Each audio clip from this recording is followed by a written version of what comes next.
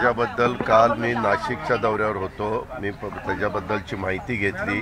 नाशिकमध्ये मीडियानी मला विचारलेलं होतं. मी तिथल्या जनतेला आवाहन केलं की अशा प्रकारे आपल्या महाराष्ट्रामध्ये दंगली घडवून आणण्याचा जर कोणी प्रयत्न करत असतील तर त्याला अजिबात कुणी खतपाणी घालता कामा नये.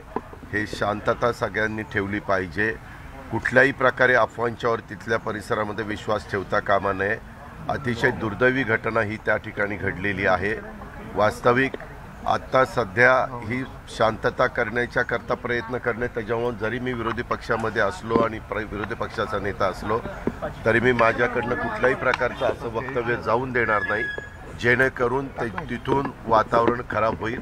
पहिल्यांदा सर्वांनी मिळून, सर्वच राजकीय पक्षांनी, मग सत्ताधारी पक्ष असू द्यात किंवा विरोधी पक्ष असू द्यात किंवा सामाजिक कार्यकर्ते असू द्यात, तिथले नागरिक असू द्यात, तिथली जनता असू द्यात, सगळ्यांनी तिथं शांतता प्रस्थापित करण्याच्या करता पोलीस विभाग त्यांच्या परीनं प्रयत्न करेल आणि बाकीच्या आम्ही लोकांनी आमच्या परीनं प्रयत्न केला पाहिजे. तसं मी आमच्यातल्या सगळ्या सहकाऱ्यांना, जे आमचे पदाधिकारी आहेत त्यांना पण सांगितलेलं आहे. आणि आत्ता तुम्ही मला प्रश्न विचारता तर ह्या प्रश्नाच्या रूपाने देखील मी पुन्हा छत्रपती संभाजीनगरमधल्या तमाम माझ्या बांधवांना आव्हान करील की ह्याच्यातनं जातीय सलोखा ठेवूनच आपल्याला मार्ग काढावा लागेल.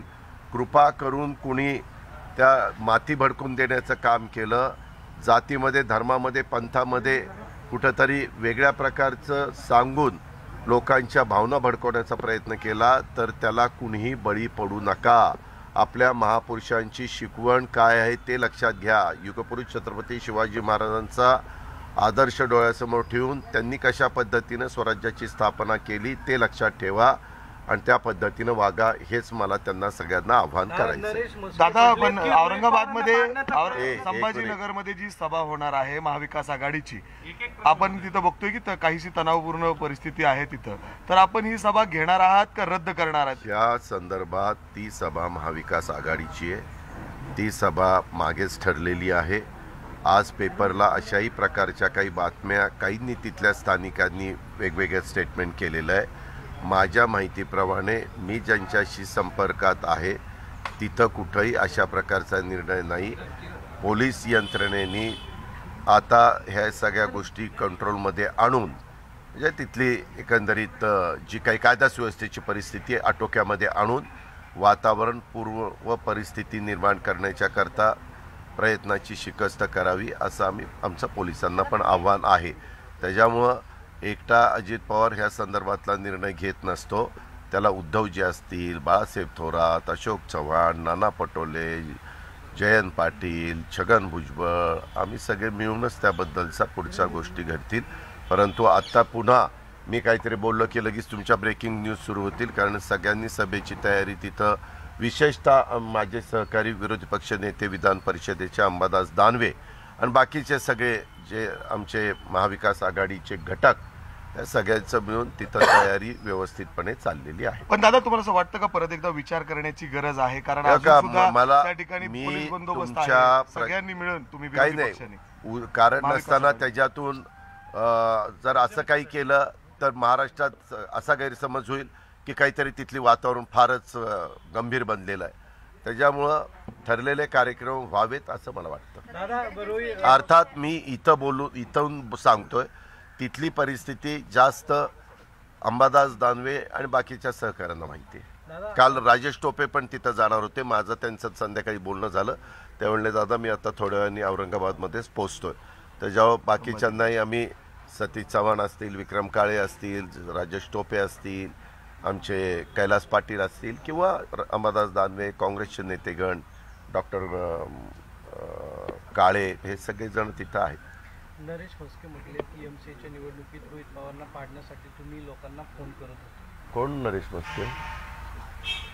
शिवसेनेचे शिंदे गटाचे. मी ओळखत नाही त्याला, मी त्यांना ओळखत नाही.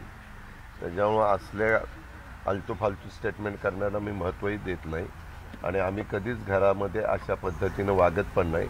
जी भूमिका असते अख्ख्या महाराष्ट्राला माहिती आहे की अजित पवारची भूमिका जी आत्ता इथं बोलतो तीच मागं देखील असते. अशा पद्धतीनं कधीच माझ्याकडनं तर घडणारच नाही, कारण तो माझ्या कुटुंबातला आहे, माझ्या घरातला एक घटक आहे, माझा पुतण्या आहे, माझा मुलगा असल्यासारखं आहे. दादा मास्क परत तुमच्या गळ्यामध्ये हो, मास्क गळ्यामध्ये दिसतंय कारण अनेकांनी सांगितलेलं आहे, डॉक्टर लोकांनी सांगितलेलं आहे, वैद्यकीय क्षेत्रातल्या मान्यवरांनी शिंगलेलं आहे की जिथं गर्दी असती तिथं मास्क वापरा. माझं तुम्हालाही आव्हान आहे की गर्दी असेल तिथं तुम्ही पण मास्क वापरा. दादा, हायकोर्टाने पुन्हा एकदा शिंदे फडणवीस सरकारला जरा ताशेरे ओढले, म्हणजे अर्थात बजेटमध्ये जी काय वाटप झालेली ताशेरे त्याच्यावर- ओढलेले आहेत ते आपण पाहिलेलं आहे. काल त्याच्याबद्दल आम्ही वेगवेगळ्या ठिकाणी आमचं मत व्यक्त केलेलं आहे आणि आजच्या पेपरमध्ये म्हणजे प्रिंट मीडियामध्ये कुठल्या कुठल्या आमदारांना किती निधी दिला अशा पेपरला बातम्या आहेत, त्याच्याबद्दलची माहिती मागवलेली आहे. वास्तविक बातम्यांवरून मी लगेचच त्याच्याबद्दलचं वक्तव्य करणं आणि खरोखरीच न्यायव्यवस्थेने काय आदेश दिलेले आहेत ते त्या ठिकाणी नीटपणे पाहणं, ह्याच्यात कधी फरक पडू शकतो. त्याच्यामुळे ती सगळी माहिती जे काही त्यांनी खऱ्या अर्थाने निर्णय दिलेला आहे ते कागदपत्र पाहिल्यानंतर मी त्याबद्दलचं माझं स्पष्ट मत देईन. पण राज्यकर्ते कुणी असले तरी सगळ्यांनाच मदत केली पाहिजे. फार तर सत्ताधारी पक्षाला थोडंसं झुकतं माप दिलं तर आम्ही समजू शकतो, परंतु विरोधी पक्षाचे पण आमदार 5-5 लाख लोकांचं प्रतिनिधित्व करतात, त्याच्यामुळे तेही लोकप्रतिनिधी आहेत, जनतेने निवडून दिलेले आहेत, त्यांनाही मदत झाली पाहिजे. आम्ही अनेक वर्ष सरकारमध्ये, तुम्ही बघताय 30-32 वर्षामध्ये 7-8 वर्ष सोडली, 10-12 वर्ष म्हणजे युतीचं सरकार किंवा देवेंद्रजींचं सरकार किंवा आत्ताचं सरकार, 10-11 वर्ष जर सोडली तर आम्ही पण 20-20 वर्ष सरकारमध्ये राहिलेलो आहे. आम्ही कधी इतकं एक कलमी कार्यक्रम किंवा इतका एक कल्ली निर्णय घेतलेला मला तरी आठवत नाही. दादा, बापटांचं वक्तव्य केलं जात आहे की बापटांच्या निधनानंतर काँग्रेसकडनं निवडणूक लढवणार असा वडेट्टीवार बोलताना म्हणाले. हो का, लगेच कोणी गुडघ्याला बाशिंग बांधायची गरज नाही. ती अजून आपल्या पुणेकरांचे खासदार गिरीश बापट जाऊन आज फक्त 3रा दिवस आहे. एवढी काय त्याच्यामध्ये घाई आहे? काही माणुसकी प्रकार आहे का नाही? काही आपल्या काही परंपरा महाराष्ट्राची आहे का नाही? लोक म्हणतील काही यांना काही थोडी तरी जनाची नाही मनाची आहे का नाही? दादा, कोयता गँग परत सक्रिय झाल्यात, रोज खून आहेत, घटना कोयता घडतायत. गँगच्या संदर्भात अजित पवारांनी कायदा सुव्यवस्थेच्या बद्दल चर्चा करत असताना सभागृहामध्ये ह्याबद्दल राज्याच्या गृहमंत्र्यांना, मुख्यमंत्र्यांना सगळ्या गोष्टी निदर्शनास आणून दिलेल्या आहेत आणि त्यामध्ये असं आम्ही आव्हान पण केलं की हे सगळं करत असताना विरोधाला विरोध ही भूमिका न घेता राज्यामध्ये कायदा सुव्यवस्था नीटपणे नांदण्याच्या करता मुलींच्यावर, महिलांच्यावर, बहिणींच्यावर कुठल्याही प्रकारे अन्याय अत्याचार न होता दहशत कुणी माजवत असेल तर तो कुठल्याही राजकीय पक्षाशी जवळचा असो किंवा लांबचा असो त्याला जबर शासन झालं पाहिजे, कारवाई झाली पाहिजे. आणि ही कारवाई करत असताना कुठल्याही परिस्थितीत राजकीय हस्तक्षेप हा होता कामा नये, अशाही प्रकारचं मी माझी भूमिका सभागृहामध्ये मांडली. जयंत पाटील सातत्यानं सांगतायत की विरोधी पक्षातले नेते राज्यामध्ये राष्ट्रपती राजवट लागेल. तुम्हाला सुद्धा तशीच परिस्थिती वाटते का? कारण सत्ताधारी पक्ष असं म्हणतोय की हे सरकार पूर्णपणे मला तशी परिस्थिती सध्या तरी दिसत नाही, परंतु जयंत पाटलांचं स्टेटमेंट मी पाहिलेलं आहे. जयंतरावांची माझी 3 तारखेला, उद्या 2 तारखेलाच भेट होईल. त्यावेळेस मी त्यांना विचारेन की बाबा काय आपल्याकडं क्लू मिळालेला आहे, काय आपल्याकडं माहिती मिळालेली आहे की ज्या माहितीच्या आधारे आपण असं वक्तव्य केलेलं आहे ते समजून घेण्याचा प्रयत्न आमच्या पक्षाचे प्रांताध्यक्ष आणि आमचे सहकारी या नात्याने मी जयंत पाटलांच्याकडनं करीन. किरीट सोमय्या काल पोलीस आयुक्तांना भेटून गेले. त्यांनी सांगितलं की कोविडच्या काळात मोठ्या प्रमाणावरती भ्रष्टाचार झाला. अजितदादा पालकमंत्री होते, त्यांनी तक्रार दिली नाही. जर ते पोलीस तक्रार घेतला नसेल तर ते स्वतः तक्रार देणार सगळे. ह्या संदर्भामध्ये महाराष्ट्रात जिथं कुठं घोटाळा झाला असेल तर जरूर त्याच्याबद्दलची माहिती असेल, कागदपत्र असतील, पुरावे असतील तर ती देण्यात यावीत आणि त्याची चौकशी पोलिसांनी करावी. उद्या तुझ्याकडे कुठली कागदपत्र असली तर तू पण तिथं जाऊन पोलिसांना दे. पोलिसांनी त्याच्यामध्ये प्रतिसाद दिला नाही तर मी पोलिसांना विनंती करीन की बाबा लक्ष घाला, कारण हा शेवटी जनतेचा पैसा असतो. जनतेचा पैसा पारदर्शकपणेच वापरला गेला पाहिजे, त्याच्यामध्ये कुठंही वेडेवाकडे प्रकार घडता कामा नयेत. दादा, स्थानिक स्वराज्य संस्थांच्या निवडणुकीच्या बाबतीमध्ये जयंत पाटील असं म्हणाले की सरकार घाबरत आहे या निवडणुका घ्यायला आणि विधानसभेच्या निवडणुका स्थानिक स्वराज्य संस्थांच्या आधी लागू शकतात. सध्या निवडणुकीचे बहुतेक निर्णय कोर्टामध्ये अडकलेले आहेत. मधी कोर्टाने 30 एप्रिलच्या आत महाराष्ट्रातल्या कृषी उत्पन्न बाजार समितीच्या निवडणुका घेण्याच्या बद्दलचे आदेश दिले. त्या आदेशाची अंमलबजावणी होऊन महाराष्ट्रामध्ये आता फॉर्म भरण्याचे कार्यक्रम मार्केट कमिटीचे सुरू झालेले आहेत. तशाच पद्धतीनं ओबीसीचा मुद्दा पाठीमागं जो निघालेला होता त्या अनुषंगाने काही मॅटर आता इथं प्रशांत जगताप राष्ट्रवादीचे शहर अध्यक्ष आहेत, त्यांनी देखील सुप्रीम कोर्टामध्ये याचिका दाखल केलेली आहे आणि त्या याचिकेच्या पण तारखा वेगवेगळ्या पद्धतीनं पडतायत. त्याच्यामुळं आम्हालाही असं वाटतं की स्थानिक स्वराज्य संस्थांच्या निमित्तानं जिल्हा परिषद, तालुका पंचायत, नगरपालिका, महानगरपालिका, नगरपंचायत याही भागातनं लोकप्रतिनिधी निवडून जातात.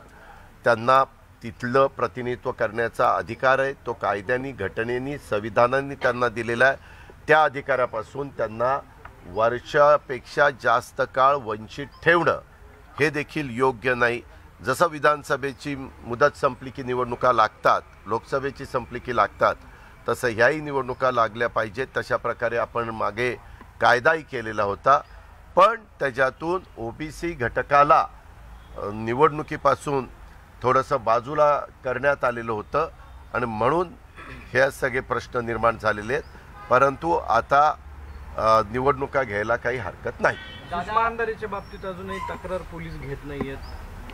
सुप्रिया सुळेंनी देखील मोठं ट्विट केलेलं आहे फेसबुकवर. त्या संदर्भामध्ये त्यांची तक्रार योग्य असेल तर ती घेतली गेली पाहिजे. तिथं पोलीस विभागाने त्याच्यात लक्ष दिलं पाहिजे. मग CP असतील किंवा पोलीस महासंचालक असतील किंवा पोलिसातले कुठलेही वरिष्ठ अधिकारी असतील, कारण प्रत्येकाला आपली आपली तक्रार करण्याचा अधिकार आहे. चौकशी करा, त्या तक्रारीमध्ये तथ्य असेल तर पुढचे निर्णय घ्या, कारवाई करा. तक्रारीत तथ्य नसेल तर तक्रार करणाऱ्याला सांगा की हे तक्रारमध्ये आम्ही चौकशी केली, ह्याच्यामध्ये काही निष्पन्न झालं नाही. अशा पद्धतीनं केलं पाहिजे. दादा, सातत्याने स्वातंत्र्यवीर सावरकरांचा अपमान होतोय असं म्हणत भाजपने आजपासून सातत्याने नाही, उगीच सातत्य बितत्य शब्द वापरू नको. एकदा फक्त त्या संदर्भामध्ये अलीकडच्या काळात काँग्रेसचे नेते राहुल गांधींनी काही वक्तव्य केलेलं होतं, त्याच्यामधनं हे सगळे प्रश्न निर्माण झाले. परंतु नंतर एक विरोधी पक्षाची बैठक होती, त्या बैठकीमध्ये काही वरिष्ठांनी चर्चा केली आणि इथून पुढं, कारण आपल्या देशात, आपल्या राज्यामध्ये जे जे महापुरुष होऊन गेले त्यांचं निश्चितपणे योगदान आहे. त्यांनी देशाच्या भल्याकरता, स्वातंत्र्याच्या करता किंवा समाज प्रबोधन करण्याच्या करता, योग्य रस्ता दाखवण्याच्या करता अनेक निर्णय त्यांच्या काळामध्ये प्रतिकूल परिस्थिती असताना पण घेतलेले आहेत. आणि त्याच्यामुळं माझं आणि आमच्या राष्ट्रवादी काँग्रेसचं मत आहे की सगळ्या राष्ट्रीय पुरुषांच्याबद्दल, महापुरुषांच्याबद्दल आपण आदर ठेवला पाहिजे. आपण त्याच्यामधनं असं कुठलं वक्तव्य करून समाजामध्ये वातावरण दूषित होणार नाही हा प्रयत्न केला पाहिजे. आता भाजपने काय करावं ते त्यांचा प्रश्न आहे, पण युगपुरुष छत्रपती शिवाजी महाराजांच्या बद्दल पण बेतार वक्तव्य करण्याचं काम त्यावेळेसचे राज्यपाल महोदयांनी महाराष्ट्रात केलेलं होतं, भाजपच्या काही मंत्र्यांनी केलेलं होतं, भाजपच्या काही प्रवक्त्यांनी केलेलं होतं, भाजपच्या काही आमदारांनी केलेलं होतं. त्यावेळेस आत्ता जे काही काय काढणार आहे गौरव यात्रा, ही गौरव यात्रा तुम्ही काढताय, तो तुमचा अधिकार आहे. परंतु त्यावेळेस तुम्हाला अनेक महापुरुषांच्या, त्याच्यातनं तर सुरुवात युगपुरुष छत्रपती शिवाजी महाराजांच्या पासून झाली. त्यावेळेस तुम्हाला सावित्रीबाई फुल्यांच्याबद्दल झालं, महात्मा फुल्यांच्याबद्दल झालं, बाबासाहेब आंबेडकरांच्याबद्दल झालं, कर्मवीर अण्णांच्याबद्दल झालं, अनेकांच्याबद्दल झालं. त्यावेळेस त्यांना गौरव यात्रा सुचली नाही. त्यावेळेस मुग गिळून गप्पा बसले होते. त्यावेळेस एकाने पण म्हटलं नाही की बाबा ही वक्तव्य चुकीची आहेत, ही वक्तव्यावर एकदा वक्तव्य झालं नाही, सातत्याने वक्तव्य होत होती. आणि त्याचं खंडन करण्याचा उलट आम्ही महाविकास आघाडीच्या तर्फे मुंबईमध्ये मोर्चा काढला. त्याच्या संदर्भामध्ये आम्ही भूमिका मीडियाच्या माध्यमातून लोकांच्या समोर मांडण्याचा प्रयत्न केला. तर विरोधी पक्षनेते अजित पवार माध्यमांशी बोलत होते पुण्यात. आणि आता पुढच्या बातम्यांकडे वळतोय. अनिल परब यांना 17 एप्रिलपर्यंत हायकोर्टानं दिलासा कायम ठेवलेला आहे. तुर्तास तरी अटकेची कारवाई न करण्याचे निर्देश तपास यंत्रणेला देण्यात आलेत. साई रिसॉर्ट प्रकरणी ईडीनं नोंदवलेला गुन्हा रद्द करण्यासाठी अनिल परब यांनी हायकोर्टामध्ये याचिका दाखल केलेली आहे. अनिल परब यांना 17 एप्रिलपर्यंत हायकोर्टानं तुर्तास तरी अटकेची कारवाई न करण्याचे निर्देश तपास यंत्रणांना दिले. त्यामुळे अनिल परब यांना 17 एप्रिलपर्यंत हा मोठा दिलासाच म्हणावा लागेल. साई रिसॉर्ट प्रकरणी ईडीनं नोंदवलेला गुन्हा रद्द करण्यासाठी अनिल परब यांनी हायकोर्टात याचिका दाखल केली आणि त्यावरती सुनावणी होत असून परबांना 17 एप्रिलपर्यंत दिलासा मिळाला. आताची मोठी बातमी, अटकेची कारवाई अनिल परब यांच्यावरती 17 एप्रिलपर्यंत तरी होणार नाहीये. राज्यामध्ये गुरुवारी विविध ठिकाणी दंगल सदृश्य घटना घडल्यात आणि या प्रकरणी विविध ठिकाणी पोलिसांनी कारवाई केली आहे. गुरुवारी छत्रपती संभाजीनगरच्या किराडपुरात राडा झाला होता. मुंबईच्या मालाडच्या मालवणीमध्ये सुद्धा रामनवमीच्या मिरवणुकीदरम्यान राडा झाला. तर तिसरी दृश्य आहेत अमळनेरमध्ये. किरकोळ कारणावरून 2 गटात दगडफेक झाल्यामुळे काही काळ अमळनेरमध्ये तणावाचं वातावरण निर्माण झालं होतं.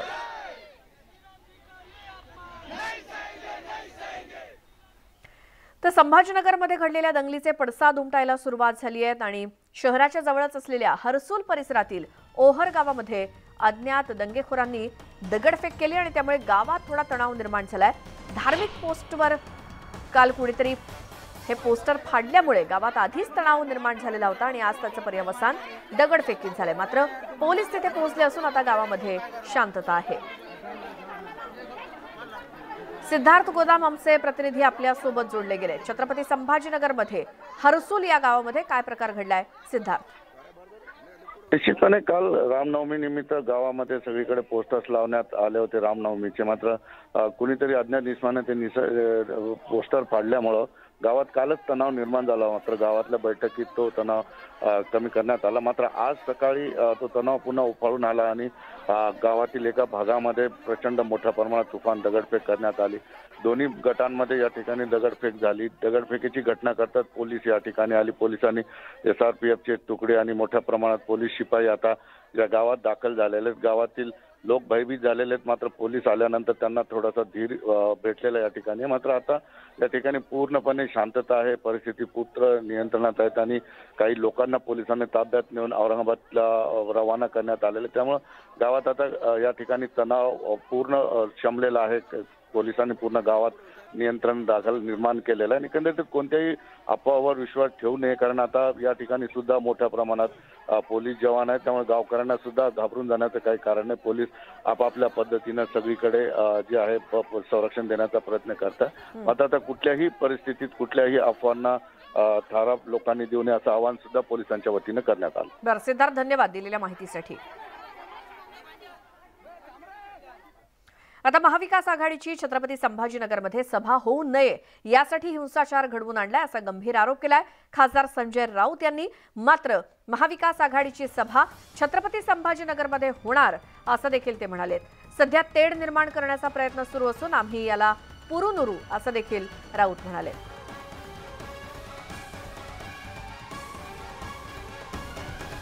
तर आमची महाविकास आघाडीची सभा छत्रपती संभाजीनगरमध्ये होऊ नये यासाठी हा हिंसाचार घडवून आणला जातोय असा आरोप केलाय खासदार संजय राऊत यांनी. मात्र तरी देखील सभा होणारच असा विश्वास देखील त्यांनी बोलून दाखवला. मात्र सभा होऊ नये म्हणून कट कारस्थानं केली जात आहेत. मुद्दाम हिंसाचार घडवून आणला जातोय असा आरोप देखील संजय राऊतांनी केला. वातावरण बिघडवण्याचा प्रयत्न केला जातोय असा देखील आरोप केलाय. महाराष्ट्रासह संपूर्ण देशामध्ये रामनवमीच्या निमित्तानं दंगली घडवण्याचा प्रयत्न झाला.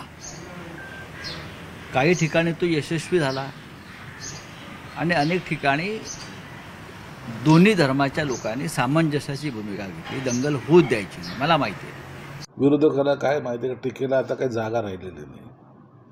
कोणत्या वेळेला काय स्टेटमेंट करावं हे थोडंसं त्यांच्या डोक्यावर झालेला परिणाम आहे. त्यांना काही ते स्टेटमेंट काय करावं ते भांबवलेल्या अवस्थेत आहे.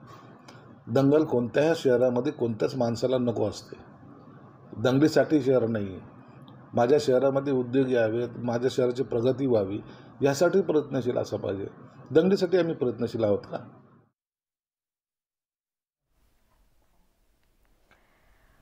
तर यामध्ये संजय राऊत यांनी केलेले आरोप की मुद्दाम दंगल भडकावली जाते किंवा हिंसाचार भडकावला जातोय, मात्र तरी देखील महाविकास आघाडीची ही सभा छत्रपती संभाजीनगरमध्ये होणारच, यावरती ठाम दिसत आहेत महाविकास आघाडीचे नेते.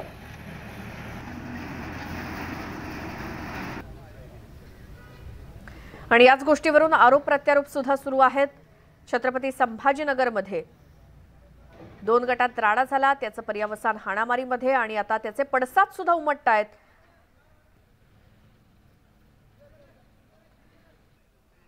तर छत्रपती संभाजीनगरमध्ये घडलेल्या दंगलीचे पडसाद उमटायला सुरुवात झाली आहे आणि शहराच्या जवळच असलेल्या हरसूल परिसरातील ओहर गावात अज्ञात दंगेखोरांनी दगडफेक केली, त्यामुळे गावामध्ये तणाव निर्माण झालाय. धार्मिक पोस्टर काल कोणीतरी फाडल्यामुळे गावात आधीच एकतर तणाव निर्माण झाला होता आणि आज त्याचं पर्यावसान दगडफेकीत झालंय. मात्र पोलीस पोहोचलेत आणि आता गावात शांतता आहे. पुन्हा जाऊयात आमचे प्रतिनिधी सिद्धार्थ गोदाम आपल्या सोबत जोडले गेले. सिद्धार्थ, काय अपडेट्स तिकडचे? निश्चितपणे औरंगाबादच्या छत्रपती संभाजीनगरच्या किराटपुरातल्या दंगलीचे पर्यावसन आता हळूहळू उमटायला सुरुवात झालेली आहे. मी त्याच गावामध्ये ज्या गावामध्ये सकाळी दगडफेक झाली, आपण बघू शकतो या ठिकाणी आता मोठ्या प्रमाणात पोलीस बंदोबस्त आहे आणि गावाच्या रस्त्यावर सगळीकडे आपण दगडफेकीच्या खानाखुणा या ठिकाणी बघू शकतो. एक छोटंसं क्षुल्लक कारण झालं, काल रामनवमी निमित्त कुणीतरी लावलेल्या पोस्टरला ब्लेड मारला आणि ते फाडल्यामुळं जे आहे तणाव निर्माण झाला. काल सुद्धा बऱ्यापैकी जो आहे तणाव या गावात होता, मात्र गावकऱ्यांनी आपसात तो मिटून काढलेला आपण बघू शकतो. सौंदर्याचं वातावरण होतं इथं. हिंदू मुस्लिम एकतेचं उदाहरण आहे. आजूबाजूलाच मंदिर आणि मस्जिद गेल्या अनेक वर्षांपासून या गावामध्ये आहे. मात्र काल पोस्टर फाडल्याच्या बहाण्यावरून या ठिकाणी तणाव निर्माण झाला आणि काल जो आहे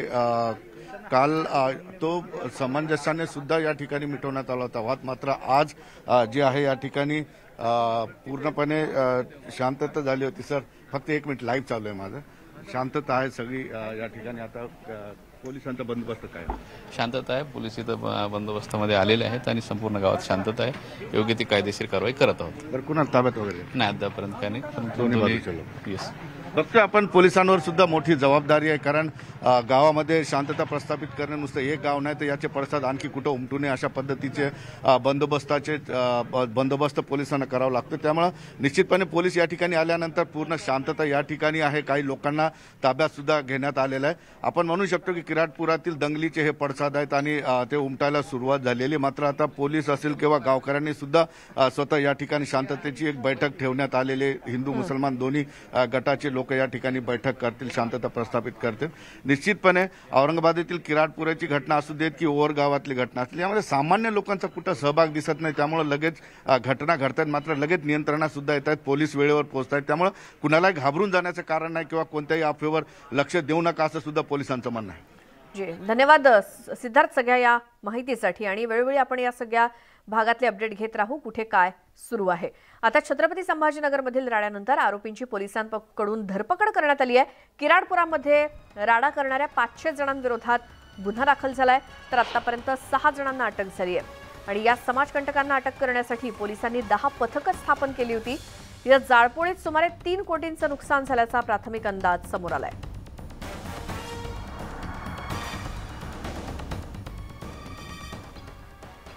आता छत्रपती संभाजीनगर शहरामध्ये काल झालेला राडा हा पूर्व नियोजित असल्याचा दावा आमदार संजय शिरसाट यांनी केला. आता शिरसाटांनी या राड्यावरती अनेक प्रश्न उपस्थित केलेत. अचानक 400 ते 500 तरुण एकाच वेळी तोंडाला रुमाल बांधून कसे काय येऊ शकतात, असा सवाल त्यांनी केला. त्यांनी खासदार जलील यांच्यावर देखील प्रश्न उपस्थित केलेत. जलील यांनी सांगितलेली बटन गँग कोण आहे असे हे देखील समोर आलं पाहिजे असं देखील त्यांनी म्हटलं. तर रामनवमीच्या दिवशी जाणीवपूर्वक हा राडा झाल्याचा आरोप शिरसाटांनी केला. काही टोळका तोंडाला रुमाल बांधून गाड्या पटवण्याचा प्रयत्न करते पोलिसांच्या. याचा अर्थ काय होतोय? बरं, सर्वांच्या तोंडाला रुमाल ॲट अ टाईम 10 मिनिटात लोक घरातून रुमाल बांधून तर येत नाही, म्हणून त्यांनी ते प्लॅन केला होता. प्लॅन आपल्याला हे करायचंच आहे हा जो निर्धार त्यांनी केला होता ना, त्याच्यामुळे ही पूर्वनियोजित दंगल याला म्हणता येईल. आणि ह्याच्या मागे कोण होतं? आता खासदारांनी एकीकडे सांगितलंय की बटन गँग म्हणजे नशाच्या गोळ्या खाणारी गँग.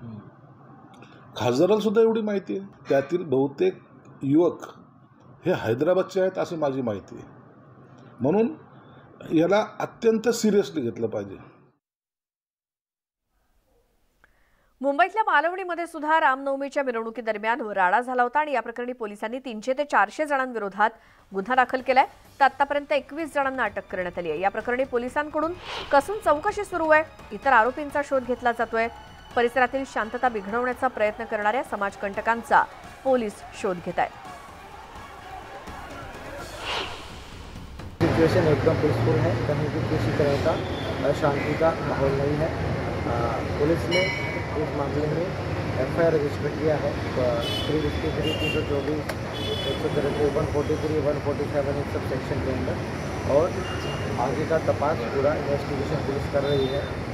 जो भी लोग हमारे पास वीडियो फुटेज है, ड्रोन फुटेज है, उन सब के माध्यम से हम लोगों को आइडेंटिफाई करने का काम कर रहे हैं और जो आइडेंटिफाई है उनको अरेस्ट किया जा रहा है. शोभा यात्रा के दौरान मुंबई के मालवानी इलाके में भी कुछ लोगों ने माहौल बिगाड़ने की कोशिश की थी.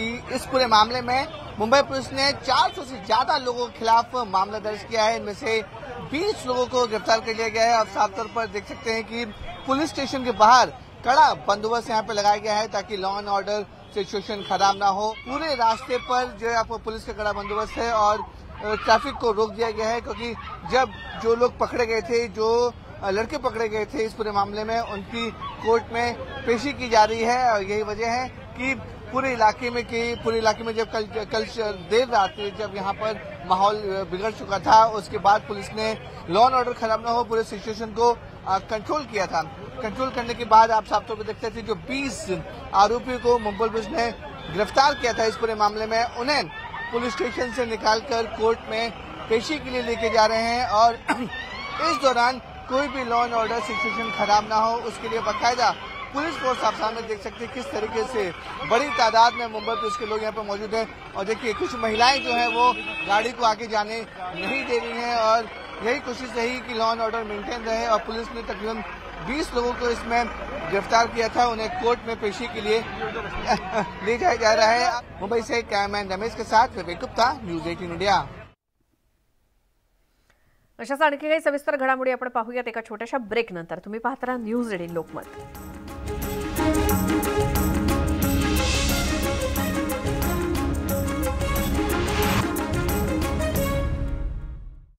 हावभाव पाहून नेटकरी घायाळ झालेत.